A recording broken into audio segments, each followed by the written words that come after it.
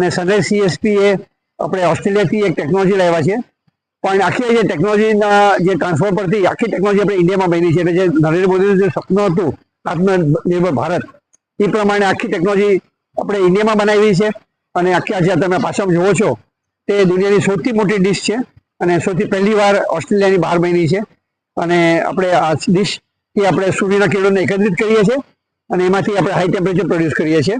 એટલા માટે આ ટેકનોલોજી નામ છે સોલાર કોન્સન્ટ્રેટર.